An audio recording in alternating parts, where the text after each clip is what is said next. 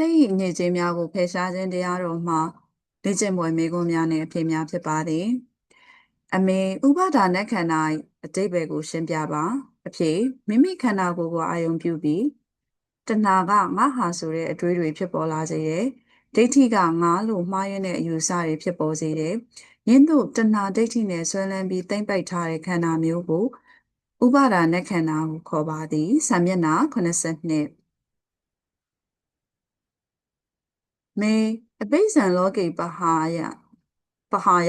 အဘိဇံအရာကိုတိကျစွာဖော်ပြပါအဖြေအဘိဇံအရာမျက်စိဖြင့်အမြင်အာရုံတစ်ခုခုကိုမြင်လိုက်သည့်အခါနားဖြင့်အသံအာရုံတစ်ခုခုကိုကြားလိုက်သည့်အခါနှာခေါင်းဖြင့်အနံ့အာရုံတစ်ခုခုကိုရှုရှိုက်လိုက်သည့်အခါရှာဖြင့်အရသာအာရုံတစ်ခုခုကိုစားလိုက်သည့်အခါခန္ဓာကိုယ်ဖြင့်အတွေ့အထိအာရုံတစ်ခုခုကိုထိတွေ့လိုက်သည့်အခါဖြစ်ပေါ်လာသောနှစ်သက်မှုတွေ့တာမှုတဏှာလောဘကိုယူရပါမည်စာမျက်နှာ85အမေတဏှာဒိဋ္ဌိဥပါဒံတို့မှလွတ်နေသည့်ခန္ဓာကိုယ်ကိုဖော်ပြပါအဖြေတဏှာဒိဋ္ဌိဥပါဒံတို့မှလွတ်နေသည့်ခန္ဓာကိုယ်မှာမြတ်စွာဘုရားရဲ့တန်တန်မှာဥပါဒံမရှိပါယဟန္တာပုဂ္ဂိုလ်ရဲ့တန်တန်မှာဥပါဒံမရှိပါထို့ကြောင့်မြတ်စွာဘုရားရဲ့ခန္ဓာကိုယ်ယဟန္တာပုဂ္ဂိုလ်ရဲ့ခန္ဓာကိုယ်သည်တဏှာဒိဋ္ဌိဥပါဒံလွတ်နေသည့်ခန္ဓာကိုယ်လို့ပြောရပါမည်စာမျက်နှာ83အမေမြတ်စွာဘုရား၏ရူပကာယအပေါ်ကြည်ညိုတက်မှတ်နေသောရှင်ဝဲကလေးအားညီကဲ့သို့မြတ်စွာဘုရားအမိန့်ရှိသည်ဖြေပြပါအဖြေမြတ်စွာဘုရား၏ရူပကာယအပေါ်ကြည်ညိုတက်မှတ်နေသောရှင်ဝဲကလေးအား1ကိဉ္တေဝက်ကလိဣမိနာဗုဒ္ဓိကာယေနာဒိဋ္ဌိနာဝက်ကလိဤခန္ဓာကိုယ်အကောင်ပုတ်ကြီးကြည်နေလို့ဘာအကျိုးရှိမှလဲ2ယောဓမ္မံပတ္တတိသောဓမ္မံပတ္တတိဓမ္မကိုမြင်မှငါဘုရားကိုမြင်မည်ဟုအမိန့်ရှိပါသည်ဇမျက်နှာ83အမေအဘိဇ္ဇာအဓိပ္ပာယ်ကိုရှင်းပြပါအဖြေအဘိဇ္ဇာဆိုတာမျက်စိနဲ့အာယုံတစ်ခုခုမြင်လိုက်ရင်အဲ့ဒီအာယုံပေါ်မှာကောင်းလိုက်တာလှလိုက်တာလို့တွေး၏တွေးုံနဲ့မကနှုတ်ကပါထုတ်ပြော၏နောက်ဆုံးရအောင်ကြိုးစားတဲ့အထိလုပ်၏အဲ့ဒီလိုဖြစ်စေတတ်တဲ့တဏှာမျိုးကိုအဘိဇ္ဇာဟုခေါ်ပါသည်စာမျက်နှာ85အမေကျွေးနှင့်တူသည့်စိတ်အညစ်အကြေးကိုဖော်ပြ၍ရင်းစိတ်အညစ်အကြေးဤကျွေးနှင့်တူပုံကိုရှင်းပြပါအဖြေကျွေးနှင့်တူသည့်စိတ်အညစ်အကြေးမှာကာမစန္ဒနိဝရဏဖြစ်ပါသည်ကျွေးယူထားပြီးပြန်မဆက်နိုင်သောသူသည်ကျွေးရှင်ကိုကျေနပ်အောင်လုပ်ပေးရသည်ကျွေးရှိနေသည်များစိတ်မအေးရပါထိုအကျွေးများအလုံးဆက်နိုင်ပြီးမှစိတ်ချမ်းသာရသည်ထို့အတူကာမစန္ဒရှိနေသောသူသည်လောဘအလိုကျလုပ်ပေးရပြီးအရာရာအရှုံးပေးနေရသည်ကာမစန္ဒဆိုသောနိဝရဏကိုဖယ်ရှားလိုက်လျင်ကျွေးကင်းသားသည့်သူအပေါင်းသူပမာဝမ်းသာမှုမျိုးခံစားရပေမည်စာမျက်နှာ83အမေကာမဂုဏ်အာယုန်တွေပေါ်တက်မှတ်မှုတွေ့တာမှုကိုဖယ်ရှားနည်းကိုဖော်ပြပါအဖြေ1အတုပနမိတ်ယူရမည်လှနေတာကိုမလှဘူးလို့မှတ်ယူရမည်3အတုပဘာဝနာကိုပွားရမည်2အတုပဘာဝနာကိုပွားရမည်3အိန္ဒြေကိုထိမ့်သိမ်းဆောက်ရှောက်ရမည်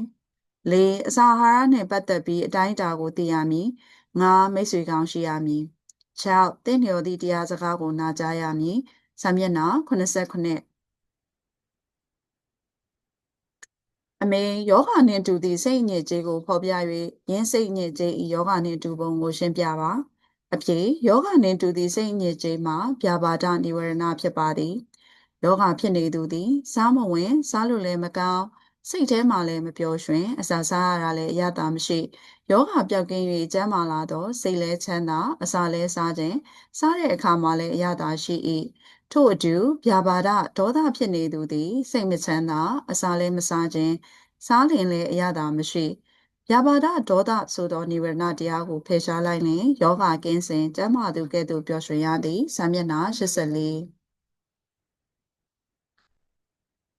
အမေဗျာပါဒနိဝရဏကာမဂုဏ်အာယုန်တွေပေါ်ဒေါသဖြစ်မှုဖယ်ရှားနည်းကိုဖော်ပြပါအဖြေ1မေတ္တာနမိတ်အာယုန်ယူရမည်2မေတ္တာဘာဝနာပွားရမည်3မေတ္တာ၏အကျိုးဒေါသ၏အပြစ်တို့ကိုဆင်ခြင်စဉ်းစားပေးရမည်4ကံတာလင်ကိုယ်ပိုင်ရှိသည်ဟုဆင်ခြင်စဉ်းစားရမည်5မိတ်ကောင်းဆွေကောင်းရှိရမည်6သင်လျော်လျောက်ပတ်သောတရားစကားကိုနာကြားရမည်စာမျက်နှာ88 မေအချုပ်ထောင်နှင့်တူသည့်စိတ်အညစ်အကြေးကိုဖော်ပြ၍ယင်းစိတ်အညစ်အကြေး၏အချုပ်ထောင်နှင့်တူပုံကိုရှင်းပြပါ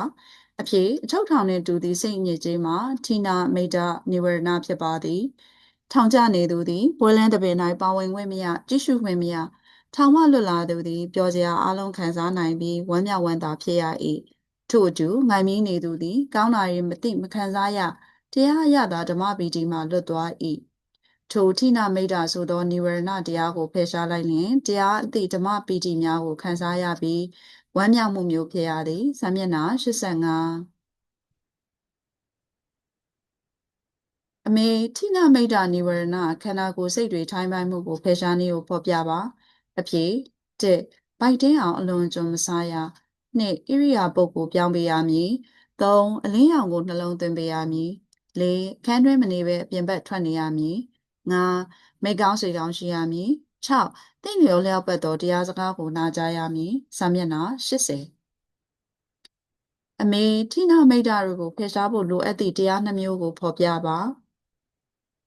အဖြေထိနာမိတ်တာတို့ကိုဖယ်ရှားဖို့လိုအပ်သည့်တရားနှမျိုးမှာ1တတိရှိရမည်2တန်ပစင်ညစင်ကျင်စဉ်းစားရမည်စာမျက်နှာ80အမေကျုံဘဝနှင့်တူသည့်စိတ်အညစ်အကြေးကိုဖော်ပြ၍ရဲစိတ်အညစ်အကြေး၏ကျုံဘဝနှင့်တူပုံကိုရှင်းပြပါ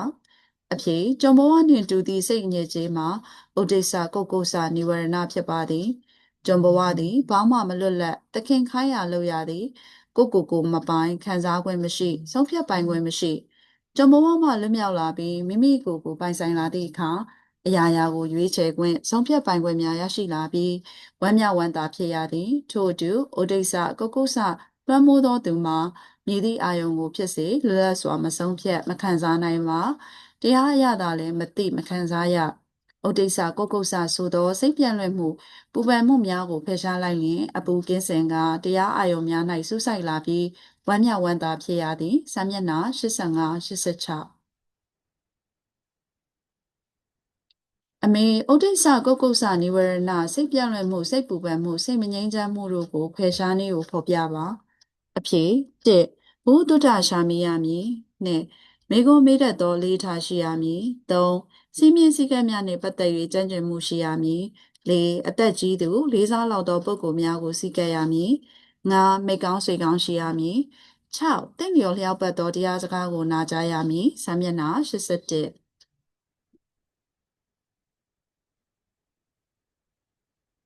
အမေကန္နာယခီးသွားနှင့်တူသည့်စိတ်အညစ်အကြေးကိုဖော်ပြ၍ရင်းစိတ်အညစ်အကြေးကန္နာယခီးသွားနှင့်တူပုံကိုရှင်းပြပါအဖြေကန္နာယခီးသွားနှင့်တူသည့်စိတ်အညစ်အကြေးမှာဝီစိကိစ္စနိဝရဏဖြစ်ပါသည်ထိုကန္နာယခီးကကျန်းတန်းခက်ခဲကအန္တရာယ်များသည်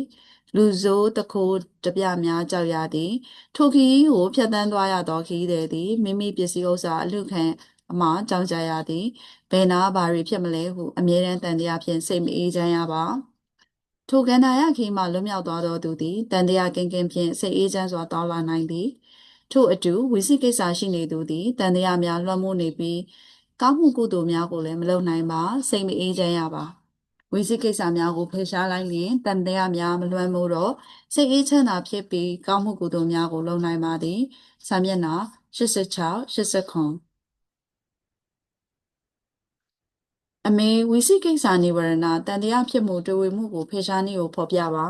အဖြေ1ဘုဒ္ဓရှာမိရမည်2မိဂုံးမေးတတ်သောလေးထားရှိရမည်3စီးမြင့်စည်းကမ်းနှင့်ပတ်သက်ပြီးကျွမ်းကျင်လိမ္မာမှုရှိရမည်4အရာရာဆုံးဖြတ်နိုင်သောအလေးကျင့်ရှိရမည်5မိကောင်းစေကောင်းရှိရမည်6တင့်လျော်လျောက်ပတ်သောတရားစကားကိုနာကြားရမည်စာမျက်နှာ82အမေစိတ်ညစ်ကြေးတို့ကိုဖယ်ရှားရနိုင်၅မျိုးလုံးနဲ့သက်ဆိုင်သောအကြောင်းနှမျိုးကိုလည်းဖော်ပြပါအဖြေစိတ်ညစ်ကြေးတို့ကိုဖယ်ရှားရနိုင်၅မျိုးလုံးနဲ့သက်ဆိုင်သောအကြောင်းနှမျိုးမှာ၁မိကောင်းဆွေကောင်းရှိရမည်၂တင့်လျော်လျောက်ပတ်သောတရားစကားကိုနာကြားရမည်တို့ဖြစ်ကြပါသည်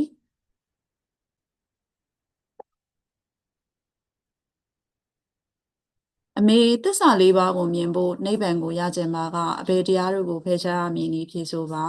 အဖြေသစ္စာလေးပါးကိုမြင်ဖို့နိဗ္ဗာန်ကိုရကျင်ပါကကျွေးနဲ့တူသည့်ကာမိစန္ဒယောဂနဲ့တူသည့်ဗျာပါဒ ထောင်နှင့်တူသည့်ထိနာမိတ်တာကြုံဘဝနှင့်တူသည့်ဥဒိစ္စကုတ်ကုတ်ဆကန္နာရခီးချမ်းသွားရတာနှင့်တူသည့်ဝီစီကိစ္စစိတ်ညစ်ခြင်းများကိုဖယ်ရှားပါမည်စာမျက်နှာ85ဤတွင်စိတ်ညစ်ခြင်းများကိုဖယ်ရှားခြင်းတရားတော်မှာလေ့ကျင့်ပွဲအမေးဖြေနှင့်အမေးဖြေများပြီးပါပြီ